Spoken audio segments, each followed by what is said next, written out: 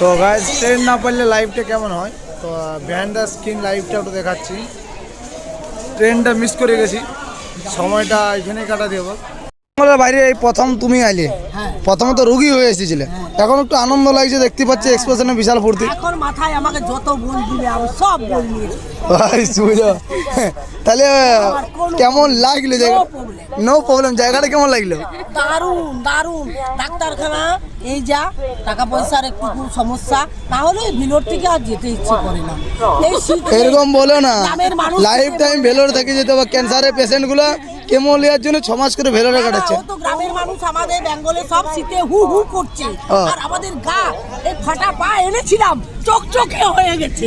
কেন যাব? এটা কিন্তু যাব বলুন তো, কেন ভিলোর ছেড়ে যাব? ফাইনালি আমাদের ট্রিপ কমপ্লিট হলো। এবার ট্রিপ থেকে আমরা ব্যাক টু হোম যাচ্ছি। তো প্রথমে একটা কথাই বলবো যে ভেলোরকে সেলাম করার দরকার।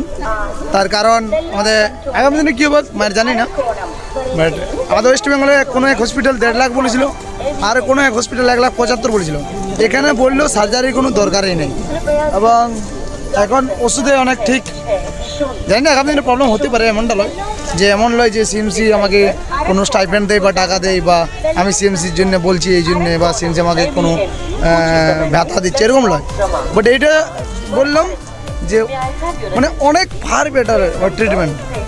এবার আমি আমার অন্য হসপিটালকে ছোটো করছি সেরকম নয়, বাট আমি নিজে আমার যা কাহিনি ঘটেছে, আমার যা প্রবলেম ছিল সব প্রবলেম এখন সলভ আছে। সেই জিনিসগুলো কিন্তু সিএমসি থেকে অনেক বেস্ট রয়েছে। আর হয়তো হতে পারে এমনও কারো হতে পারে যার সুস্থ হয়তো পুরোপুরি হয় না, এমনও হতে পারে সিএমসির ম্যাটার। বাট আমি মনে করি 99% আমি নিজের দিক থেকে মনে করি ঠিক হয়ে যাওয়ার কথা। তো চলুন সিএমসিকে আবার স্যালুট জানাই। আমাদের ট্রিপ এখানেই কমপ্লিট হচ্ছে। তুমি কোনো ট্রিপে কিছু দু এক কথা বলতে চাও কি আমাদের? No, I am very satisfied. Satisfied, okay. তো বুঝতে পারছেন সবাই স্যাটিসফাইড হয়ে যাচ্ছে যখন, আমিও অলওয়েজ ক্যামেরা ডাকছে, বলছি আমাকেও কিছু বলতে বল, আমাকে কিছু বলতে বল, বলো ছোট কম করে। ভিলোর তোমাকে কোটি কোটি সেলাম, কোটি কোটি সেলাম। আচ্ছা, সেলামের জায়গায় প্রণাম করছে, বুঝো। ঠিক আছে গাইস, তো ট্রিপ আমরা এখানে কমপ্লিট করছি। প্রথম আমরা মানে তামিলনাড়ু থেকে যে আসছি, আসার পরে উড়িষ্যার বালেশ্বরে আমরা নামিয়েছি। এইবারে ঠান্ডাটা কিন্তু ফিল হচ্ছে, প্রচুর ফিল হচ্ছে, মানে বলে বোঝাতে পারবো না। তাহলে সবাই জ্যাকেট পরে আছে, আর আমরা এতক্ষণ ঠান্ডাটা বুঝতে পারি নাই। এই যে স্টপেজটা বালেশ্বরে, তো সবাই জ্যাকেট পরে আছে। তো ওয়েলকাম টু আওয়ার উইন্টার। সবাইকে আবার স্বাগতম জানাবেন যে welcome to our winter.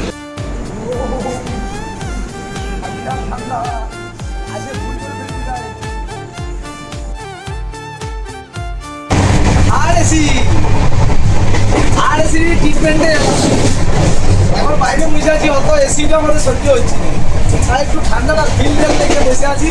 Tamil Nadu থেকে আইলো, ঠান্ডার জন্য একটু গরম চা আর শীতটা কেমন লাগছে। হঠাৎ করে যদি না ঠান্ডায় নামি পড়ি তাহলে তো অবাক হয়ে যাবে। ঠান্ডায় 9 ডিগ্রি 8 ডিগ্রি 7 ডিগ্রি টেম্পারেচার চলছে।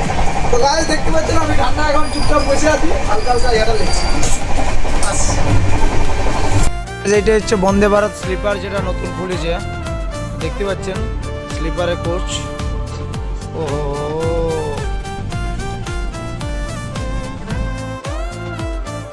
তো গাইস ট্রেন না পারলে লাইভটা কেমন হয়, তো বিহাইন্ড দ্য স্ক্রিন লাইভটা একটু দেখাচ্ছি।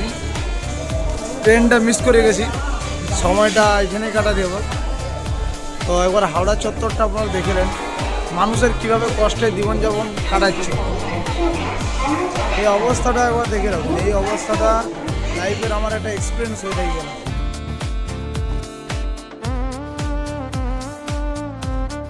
জায়গা না পাই এইখানটা একটু ম্যানেজ করে দিল, এই জায়গাটায় শুয়ে দেবো। এই এক্সপিরিয়েন্সটা মানে জীবনের কাছে একটা বিশাল গুরুত্বপূর্ণ এক্সপিরিয়েন্স। যেখানে যাবেন কোনো জায়গা খালি নাই, সমস্ত জায়গায় মানুষ শুয়ে পড়েছে। সিনটা দেখুন, ম্যানেজ করে দেখতে পাচ্ছেন, লাগাই ইয়া করে।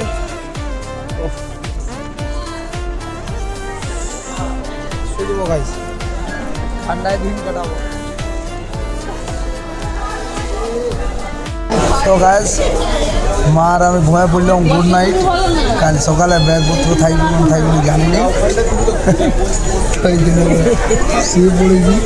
ঠিক আছে এটা গাইজ শীতের উপভোগ নিতে বেরিয়ে পড়লাম আজকে আমরা বাইক রাইডিংয়ে। এখন কোথায় যাচ্ছি নিজেও জানি না, কিন্তু রোদ রয়েছে অসাধারণ। ঠান্ডা আমরা বেরিয়ে গেলো হয়েছে, দেখতে পাচ্ছি গাড়িটার একটা কেরিয়ার লাগাবো পেছনে। এই জায়গাটা আমাদের কি হচ্ছে, বাঁকুড়া থেকে আসা যাওয়া করতে অসুবিধা হচ্ছে, কোনো লাগেজ রাখতে সুবিধা হচ্ছে না। তো আমরা আজকে চলে আসছি এখন তালডাঙ্গা বাজারে, তালডাঙ্গা ওয়াজ career.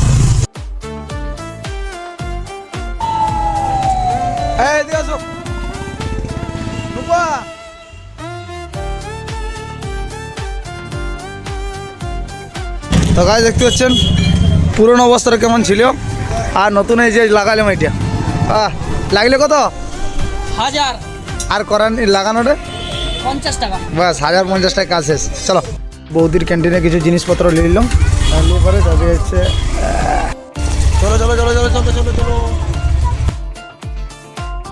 All credit goes to বৌদি অ্যান্ড দাদা। এই জায়গাটা কানেক্টিং যদি না দেখতো তাহলে আমি অনেক কিছু মানে দেখা মিস করে যেতাম লাইফে অনেক কিছু এক্সপিরিয়েন্স পাইছি এই জায়গা থেকে। এবং সত্যি বলতে এই জায়গা থেকে কলকাতাটা কানেক্টিং প্রচুর ইজিলি। তো চলুন আমি এখন আপাতত আমার বন্ধু রাহুলের চায়ের দোকান যাচ্ছি। আপনারা দেখলেন রাহুলের চায়ের দোকানটা কত নম্বর দোকানটা ওটা খোলা আছে না বন্ধ আছে? খোলা আছে। তো দেখি গাইজ তার ইনভিটেশনটা দেখি। এই যে দেখুন গাইজ, এইটি দেখুন হেসে পড়ে যাচ্ছে। আজ আমরা বাইক নিয়ে চলে আসি গাইজ, মানে ওকে সারপ্রাইজ দেওয়ার জন্য আমরা চলে আসি।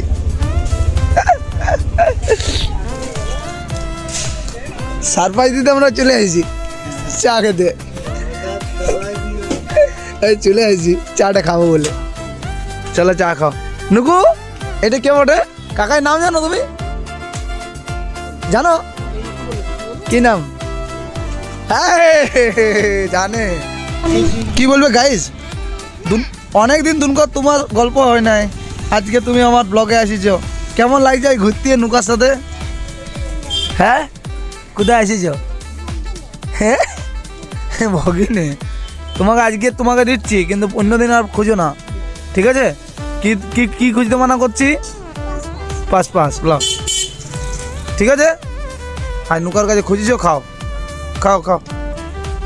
দেখ কি বলে দাও। হ্যালো গাইস বলে, ভালো গাইস বলবে না? খাও দেখি কেমন করে খাও দেখি মুখটা।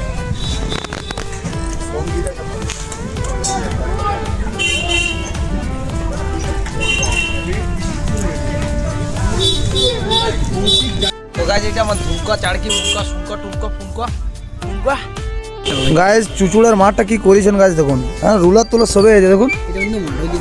হ্যাঁ আছে তো, এইটা এখন দেখ স্টেডিয়ামের মতন করে দিয়েছে, ঘরে থাকার জায়গা। আর এইখানে ও গাইস এ কি করেছে, বাহ